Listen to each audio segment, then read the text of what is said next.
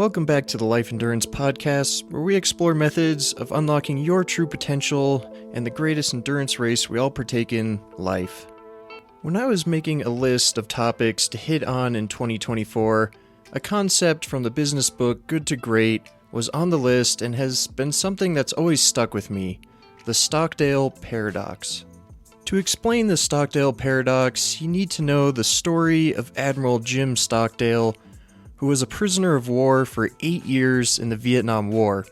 During this time, he was tortured over 20 times, had no rights, and no certainty he would survive. First, just take a moment to consider that situation. Think of something you're struggling with right now. You may feel hopeless or frustrated, wondering if things will ever work out. But how does your situation honestly compare to being tortured as a prisoner of war? Now, as you may have guessed, Stockdale did in fact survive and was able to return home after the 8 years. And this was his insight on how he maintained hope throughout the experience. Quote, "I never lost faith in the end of the story," he said. "I never doubted not only that I would get out, but also that I would prevail in the end and turn the experience into the defining event of my life, which, in retrospect, I would not trade."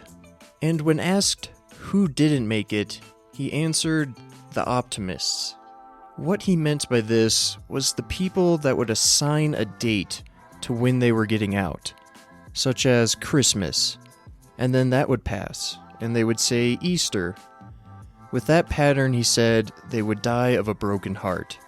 Stockdale's mindset was one of never losing faith that you will prevail in the end, regardless of the difficulties, while also confronting the most brutal facts of your current reality. This is where the paradox comes in. Truly believing you will win, but being fully aware and accepting the potentially awful things happening to you in the moment. To get past a difficult point in your life and continue progressing rather than falling further or never advancing towards your goals, you must confront the difficult facts. If you avoid them, your goals forever stay at a distance. After reading this part of Good to Great and letting it sink in, this is how I process the Stockdale Paradox. I think of it as always believing that whatever it is you're searching for or working towards will come tomorrow. And that means today you face the facts and push forward. Each day believing that tomorrow will be the day. And with that, I know that today I must continue to work and maintain hope that tomorrow will be different. Certainly not an easy mindset to maintain, but if you manage, it allows you to stay focused and determined day in, day out, doing the necessary work to make your dreams come true. If you stick with it and put in the work, tomorrow will come and you will break the paradox. Here are 2 examples from my life that, looking back, fits into this concept. The first, for me, was honestly just surviving college. Engineering school was a challenge for me, and all I basically did was study and go to the gym. To me, college was not a rewarding experience. The reward was simply surviving another day or just passing another test. I would stay up until 2 a.m. studying and searching for internships, and up the next day at 7 a.m. for classes. Any free time I had was basically spent in the gym trying to stay healthy. But I never doubted that getting an engineering degree was the next right step for me. And while I'm not sure you could pay me enough to go back to college, I don't wish I did something different. The second example is related more to my endurance sport goals. So I knew that at some point in high school, probably after completing my first marathon when I was 16, that I wanted to do an Ironman one day like my dad had when I was younger. I was getting good at running, and the biking portion is arguably the easiest to simply complete, but there was a problem. I could not swim without my nose plugged. If I put my head underwater without my nose pinched, I would panic and instantly take on water. Yes, I took swim lessons as a kid, but I could never manage it, and while I probably wouldn't drown if you pushed me out of a boat, I was far from a level of comfort worth pursuing an Ironman with.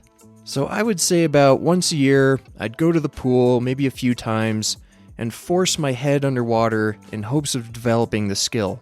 I tried using a nose plug, which allowed me to start trying to lap swim, but it still didn't feel right. It wasn't until I was 21 that it suddenly clicked. I could start swimming without my nose plugged.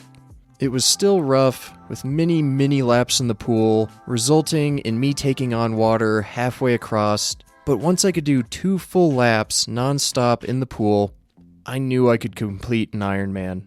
And to put that into perspective, 2 laps is 100 yards, and an Ironman is 4,224 yards in open water.